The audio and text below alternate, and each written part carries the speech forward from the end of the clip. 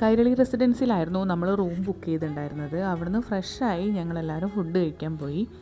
അത്യാവശ്യം നല്ലോണം വിശന്നിരിക്കുന്നതുകൊണ്ട് എല്ലാവരും നല്ലപോലെ ഫുഡൊക്കെ കഴിച്ചു. ഞാൻ ഒരു മസാല ദോശയായിരുന്നു ഓർഡർ ചെയ്തിട്ടുണ്ടായിരുന്നത്. നല്ല ടേസ്റ്റായിരുന്നു, നമ്മളെ നാട്ടിലെ പോലെ തന്നെ ടേസ്റ്റൊക്കെ.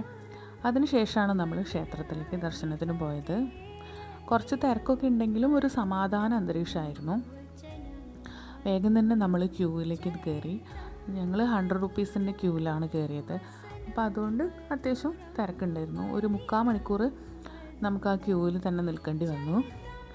അപ്പോൾ പെട്ടെന്ന് കുറച്ച് തന്ത്രിമാരൊക്കെ വന്ന് അവിടുന്ന് പൂജയും ഭഗവതിയെ എഴുന്നള്ളിച്ച് കൊണ്ടുപോകുന്നൊരു ചടങ്ങും ഞങ്ങൾ കാണാനിടയായി. അങ്ങനെ ചടങ്ങുകളൊക്കെ കണ്ടുകൊണ്ടിരിക്കുമ്പോൾ പെട്ടെന്ന് അൺഎക്സ്പെക്റ്റഡ് ആയിട്ടൊരാൾ പാസ് ചെയ്തു പോകുന്നു. അതേ film actor Ashok sir and family ആയിരുന്നു. അങ്ങനെ അതൊക്കെ കഴിഞ്ഞ് നമ്മൾ ക്യൂവിൽ നിന്ന് നാമം ജപിച്ചുകൊണ്ടിരിക്കുമ്പോഴാണ് ഒരു കാര്യം ശ്രദ്ധയിൽപ്പെട്ടത്. ഈ ക്യൂവിൽ നിൽക്കുമ്പോൾ ആളുകൾ ചെയ്തതാണോ എന്തെങ്കിലും ചടങ്ങിൻ്റെ ഭാഗമായിട്ടാണോ എന്നറിയില്ല, ഫോട്ടോസിൻ്റെ ഇടയിലൊക്കെ ഓരോ ചില്ലറകൾ കോയിൻസൊക്കെ ഇങ്ങനെ വെച്ചിട്ടുണ്ട്. പിന്നെ അവിടുന്ന് നമ്മൾ പെട്ടെന്നായിരുന്നു തൊഴുതിറങ്ങിയതൊക്കെ. ഉള്ളിൽ ഫോൺ യൂസ് ചെയ്യാൻ പറ്റില്ലല്ലോ. അങ്ങനെ തൊഴുതിറങ്ങിയതിന് ശേഷം ഞങ്ങൾ അവിടെ വസുധ ഫുഡ് ഹാളിൽ പോയി.